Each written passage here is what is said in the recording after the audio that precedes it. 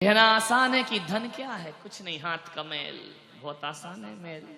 लेकिन ये मैल ऐसा है जो छाती से लगाने को मन करता है। ध्यान रखिए, पैसे से हमें क्या लेना देना, बहुत आसान है, कह देना, पर छूटना बहुत मुश्किल का काम है। विचार करना है आप, पैसे के बिन तुम करोगे क्या? पैसा नहीं तो कुछ भी नहीं। पैसा नहीं होगा तो धर्म भी कैसे करोगे? पैसा नहीं तो मूर्ति कहां से लाओगे? पैसा नहीं तो मंदिर कहां से बनाओगे? पैसा नहीं तो संधि पे पंडाल कहां से लग जाता? पैसा नहीं तो चतुर्मास कहां से हो जाता? पैसा नहीं होगा तो पंच कल्याणक कहां से होंगे? पैसा नहीं होगा तो बड़े धड़ा की नसिया बनेगी कैसे? पैसों से तो बनती है ना। ध्यान रखना, मैं पैसों का विरोधी नहीं, पैसा होना चाहिए, पैसा नहीं तो सब व्यर्थ है। पैसा नहीं तो विवाह नहीं, पैसा नहीं तो परिवार नहीं, पैसा नहीं तो व्यापार नहीं, पैसा तो चाहिए। पैसे बिना कोई जैजने नहीं करता मेरे भाई, पैसे बिना डॉक्टर भी दवाई नहीं करता, पैसे बिना दो रोटी को भी खाने नहीं मिलता। और तो और अजमेर वालों, यदि गांधी जी ना हो तो बाजार में एक कप चाय भी नहीं मिलती है। ध्यान रखिए, पैसे से मिलती है चाय, बिना गांधी जी के क्या होता है? पार्टी कोई सी भी हो, चाहे बीजेपी हो, कांग्रेस हो, बसपा हो, चाहे आप हो, बिना गांधी जी के देश चलता? गांधी जी तो बहुत जरूरी है, उनके बिना ये देश नहीं चलता है। बिना पैसे की दुनिया में ये बैंड बज रहा है, शादी के त्योहार के फ्री में बजा रहे हैं। ये राम कुमार ये फ्री फंड में आया है, वो उमेश कालिया भिंड वाला हंसा रहा है, मेहनत कर रहा, नोट नहीं लेगा? लेगा मेरे भाई, लेगा। हम ही तीन बैठे हैं फ्री फंड के रंग धड़क में। ध्यान रखना, मैं ही गला फाड़ रहा हूं 2 बार, सुबह दोपहर शाम, जब देखो जब बोल रहा हूं। मिला क्या? बाबा जी का कुछ नहीं मिलता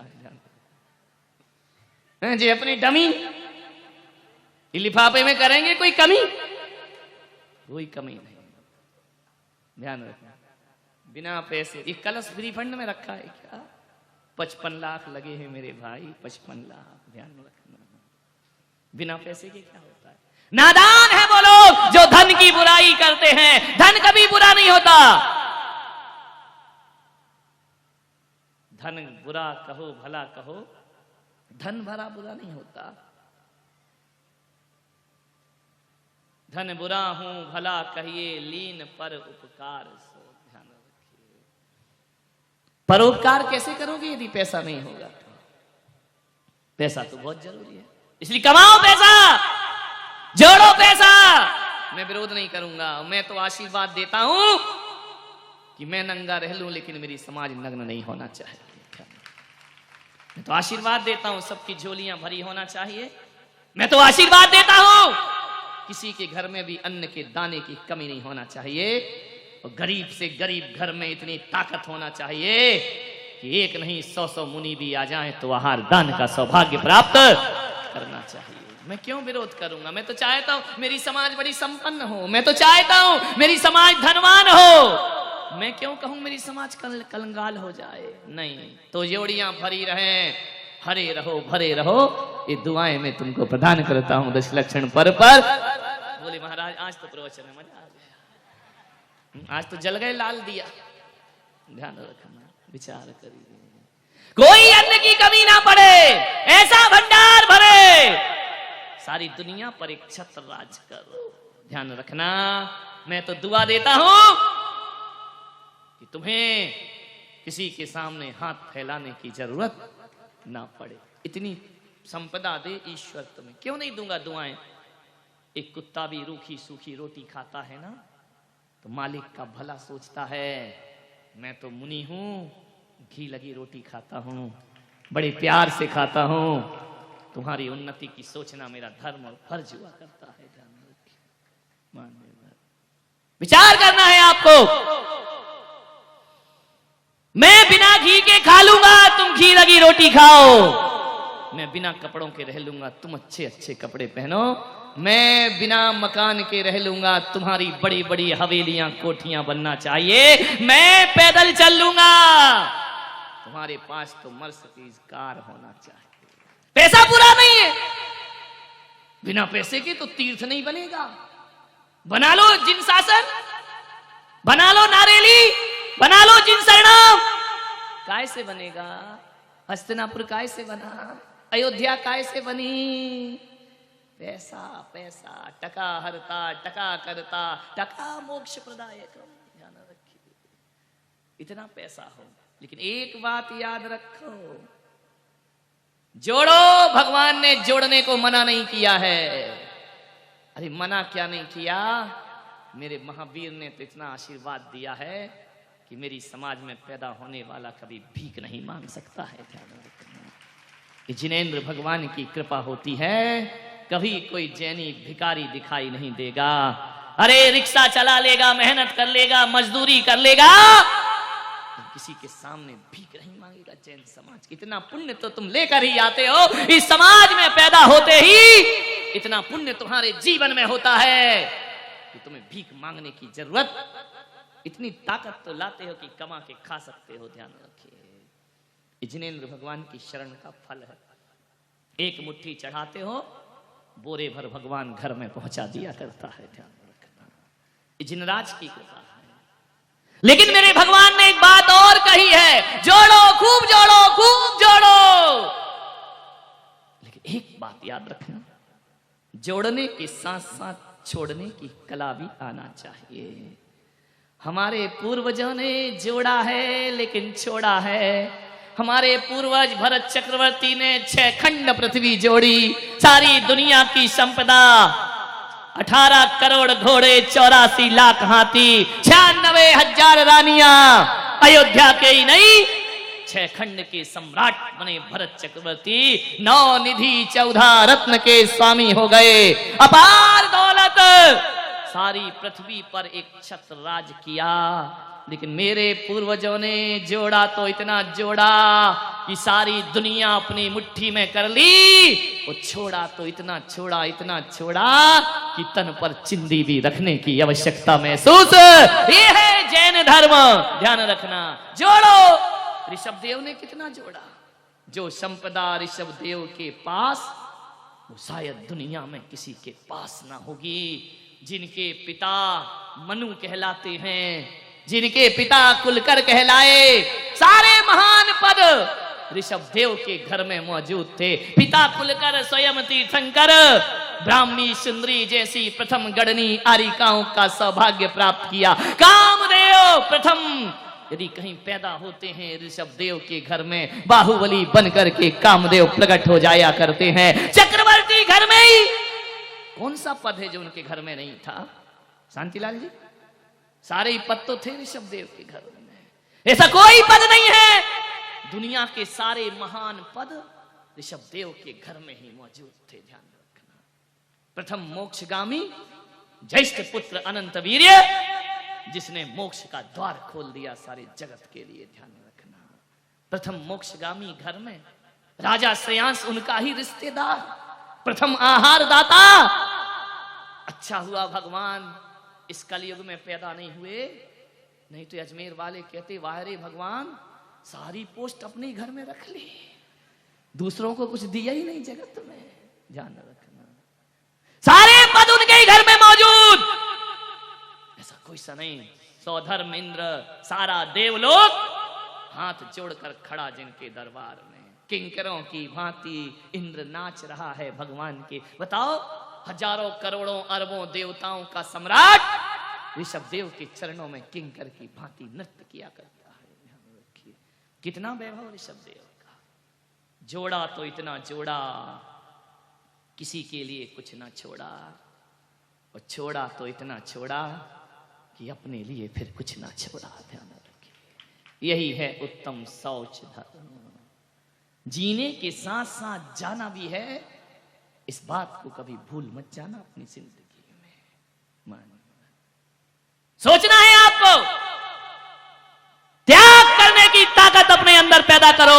जोड़ने का हक उसी को है जो छोड़ने की ताकत रखता हो, और जो छोड़ने की ताकत नहीं रखता है उसे जोड़ने का भगवान कोई हक प्रदान नहीं कर। तलवार उठाने का हक किसे है?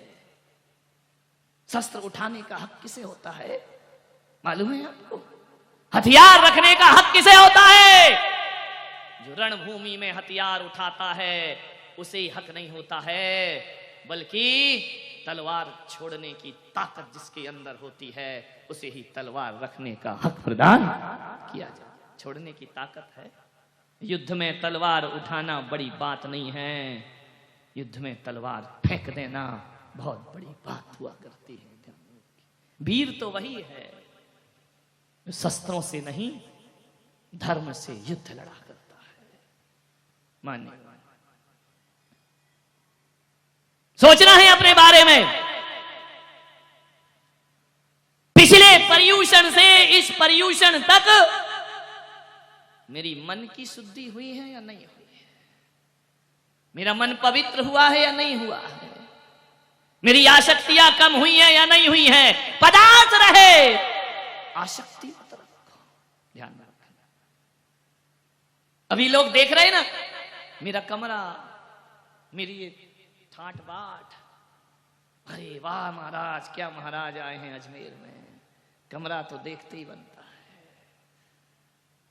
उस कमरे में बैठने की ताकत यदि मैं रखता हूं तो बिहार में टूटे कमरे में सोने की ताकत भी अपने अंदर रखता हूं। मानिए, विचार करिए, चलती रहती है आदमी के दिमाग में खुरापा। सन्यास भीतर की चीज है, सुचिता भीतर की चीज है, भीतर की पवित्रताएं होना चाहिए। जब मैं यहां से विहार करूंगा तुम रोओगे कि मैं रोऊंगा? बोलो, मैं क्यों नहीं रोऊंगा?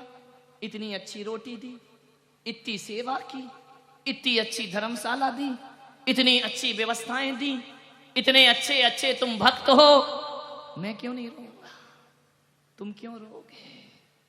ध्यान रखना, तुम आसक्ति में जीते हो, हम सन्यास और अनासक्ति में जिया करते हैं। हम बंधते नहीं हैं, आप बांध लेते हैं। जो बंधता है वही आंसू। मैं पिछली बार ग्वालियर में था, तुमने कभी देखा कि मैं कमरे में बैठ के रो रहा हूं, मेरे ग्वालियर के वक्त कहां गए, कब आओगे, बड़ी याद आ रही, प्लीज आ जाओ? कभी रोया? नहीं। अपन तो ऐसी मस्त मौला जिंदगी है, ग्वालियर गए तो ग्वालियर के महाराज और अजमेर गए तो अजमेर के महाराज, आगे जाएंगे तो निश्चल रहना, बहते जाना नदी जहां तक जाएगी, और अपना डेरा वहीं जमेगा जहां शाम हो जाएगी। ध्यान रखना, जन्म जन्म के हम बंजारे, बस्ती बांध न पाएगी। कोई बांध सका है?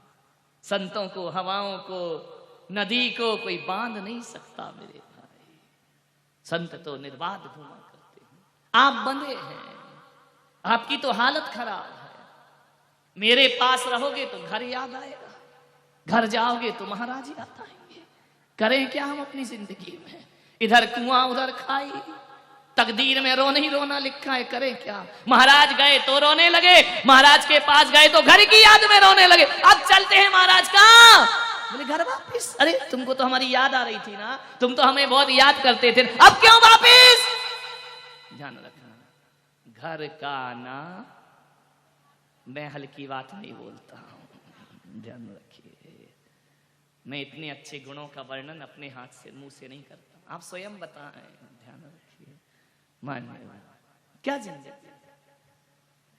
उत्तम शौच लोभ परिहारी।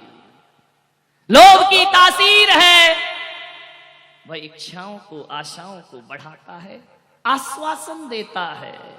देता कुछ नहीं है, केवल आश्वासन, हाथ कुछ नहीं लगता है। एक व्यक्ति के मन में जाग गया कि सारी पृथ्वी मेरी हो जाए, पागल है। किसकी हुई ये पृथ्वी? किसी की नहीं। रावण कंस, सिकंदर आया था जब सिकंदर हौसले तो वाली थे, जब गया था दुनिया से दोनों हाथ। कितने अच्छे से बोल दिया। तुम्हारे भी खाली रहेंगे, कोई तुम सिकंदर के बाप नहीं हो, ध्यान रखना कि तुम्हारे बंधे जाएंगे, वो भी खाली जाएंगे, ध्यान रखना, कुछ भी जाने वाला नहीं है। एक राजा के पास पहुंचा, राजा मुझे भूदान दीजिए। राजा बड़ा दयालु था। भूदान चाहिए? कितनी पृथ्वी चाहिए तुमको? बोले राजा दे दो। राजा ने कहा एक काम कर, मेरे नगर की सीमा में उधर से तू दौड़ लगा और शाम तक तू जितनी दौड़ लगा लेगा उतनी जमीन तेरे नाम कर दूंगा। अच्छा, लेकिन एक बात याद रखना, सूरज ढलने से पहले लौट कर भी वापस आना है। विचार करिए यार, दौड़ जा जितना दौड़ सके, ना खाया ना पिया, दौड़ा, दौड़ लगाई, दौड़ लगाई, दौड़ लगाई, भागते गया, भागते गया, भागते गया, खाना भूल गया कि मुझे लौटना भी है। मुझे अजमेर वालों, तुम भी भूले हो कि एक दिन तुम्हें दुनिया से वापस जाना भी है। अचानक याद आया, सूरज ढलान की तरफ दौड़ा, दौड़ा, वापस लौटा। राजा ने कहा था यदि सूरज ढल गया तो फिर 1 इंच भी जमीन ना मिलेगी। लोभ कैसा दौड़ाता है मृग मरीचिका, ये लोभ ही तो है सुबह से शाम कोल्हू के बेल की तरह जुते हुए हो, लगे हुए हो। ये दौलत, ये दुकान, ये मकान, ये सर्विस, ये प्रपंच, ये छल, पैसा पैसा पैसा, हाय पैसा, कमाल कर दिया। जोड़ जोड़ के मर गया, सड़मुख जाए कुटुम नहीं खाए। सड़ जाए तो सड़ जाए, ना खाऊंगा ना खाने दूंगा। बाहरी जिंदगी। कुछ लोग ऐसे ही होते हैं, मर के सांप बन के बैठते हैं, फिर कुंडली मार के कुछ नहीं मिलता उनको जिंदगी। अरे मरने की बात तो छोड़ो, जीते जी सांप बने बैठे हैं। बेटे को नहीं देना, बहू को नहीं देना, उसको नहीं देना, धत तेरे की जिंदगी, किसके पीछे जिंदगी लगाती है। सोचना है, अपने ही घर में जो नहीं दे सकता वो मक्खी चूस समाज में क्या देगा। विचार सोचिएगा, कहां जोड़ करके ले जाएगा। भगवान को भजता है, पूजा करता है। ओ भगवान को भजने वाले, क्या भगवान को जाना है। दीन दुखी निबिलों बिकलों में, क्या उसको पहचाना है, क्या उसको पहचाना है। राम सुमरता रहम करे ना, फिर कैसे सुख पाएगा। कृष्ण को भजता कर्म करे ना, भव भव गोते खाएगा। विचार करिए आप, कर्म करो कुछ अच्छे, लीन पर उपकार सो। जो दौलत है परोपकार में लगाओ। जितना भी कमाया है अपनी आजीविका को चलाओ, अपने बच्चों को पढ़ाओ लिखाओ, योग्य बनाओ। उसके बाद जो बचता है उसे परोपकार में खर्च कर देना चाहिए। नहीं करते हैं, पड़ा पड़ा मर रहा और हाय हाय। मुल्ला नसरुद्दीन अस्पताल में डला है, बाटल लगी है, नर्स खड़ी है, इंजेक्शन पर इंजेक्शन। मुल्ला ने आवाज दी, मेरी बेगम कहां है। बेगम बोली हुजूर यहीं खड़ी हूं। मेरा बड़ा बेटा कहां है। यहीं खड़ा हूं। छोटा कहां है। बोले यहीं दाएं तरफ खड़ा हूं। मंझला बेटा कहां है। सिरहाने खड़ा हूं। मुल्ला ने निकाली बाटल की सिरिंज। बोले पागलो, सब यहीं हो तो दुकान पे कौन पड़ा है। ध्यान रखना, मेरी चिंता मत करो, मैं तो मर जाऊंगा। जाओ दुकान खोलो जा करके। पड़ा पड़ा मर रहा और हाय हाय। मुल्ला ने डॉक्टर से कहा, डॉक्टर साहब एक बात बताओ, मैं मर गया तो कितना खर्च आएगा? डॉक्टर ने कहा यार तू मर रहा, खर्चे की पड़ी है। बोले यदि मैं ठीक हो गया तो कितना पैसा लगेगा? डॉक्टर ने कहा ये मेरी फीस लगेगी, दवाइयां लगेंगी, फल फ्रूट ले रहे हो वो लगेगा, अस्पताल का किराया। अरे बोले टोटल बताओ। अब बोले टोटल के, अब तू कितने दिन नहीं मरता? बोले नहीं, हफ्ता भर में जिया तो क्या मतलब है? बोले यही 1,50,000 तो लग ही जाएंगे। बोले 1,50,000 नहीं, पक्का बताओ 1,00,000 या 50? गरम पाल। बोले 1,00,000 रुपए। बोले 1,00,000। और बोले डॉक्टर यदि मैं मर गया तो कितना खर्च आएगा? बोले मर गए तो क्या आएगा, 100-200 रुपए के पास आएंगे, सस्ता सा कोई कफन डाल देंगे तेरे ऊपर, और ज्यादा से ज्यादा 1,500 रुपए की लकड़ियां। बोले और क्या खर्च? बोले बस 2-3 हजार। मुल्ला ने कहा भाड़ में जाए वो ठीक होना, मरना फायदे में है, मुझे मार डालो, क्योंकि जीने में तो बहुत खर्चे हैं, मरने में फायदे हैं। वाह रे कृपण कंजूस आदमी मक्खी चूस। ये मक्खी चूसों की हालत बहुत खराब है। ऐसे कंजूस होते हैं, ध्यान रखना, सिर में तेल तक नहीं डालते रामलाल। मैंने आजकल भैयावती में घी तेल लगवाना बंद कर दिया। कई ऐसे होते हैं कि मुझे लगाने आते और पोत के खुद पोत के चले जाते हैं। ऐसे मक्खी चूस। वो क्या कहीं महाराज का आशीर्वाद, अरे कटोरी ले जा, काय का आशीर्वाद बताओ। ऐसे ऐसे कंजूस पैदा हुई धरती पर। मैंने कहा हटाओ यार ये लफड़ा। आज 18 साल हो गए, मैंने कभी घी तेल नहीं लगवाया बदन पे भैया। मैंने कहा तुम तो सूखा ही दवा बेटा, तुम मुझे कम लगाओगे, समाज का ज्यादा घर ले जाओगे। एक तो और ऐसे दादाजी हुए, एक लड़का तेल लगा के बैठा, दादाजी आए, बोले और बेटा तेरे पापा कहाँ है? उसके सिर पे हाथ फेरा, उसने कहा घर पे है। बोले नहीं नहीं नहीं, बुलाना नहीं, मेरा काम तो हो गया। उसका तेल पहुंचा और अपने सिर पे लगा दिया। वाह रे आदमी, क्या होगी इनकी दशा, इन कंजूस मक्खी चूसों की। विचार करिए, अपार दौलत लेकर बैठे हैं, दिल नहीं है, दिल इतना सा छोटा सा दिल। एक गरीब का दिल बड़ा होता है।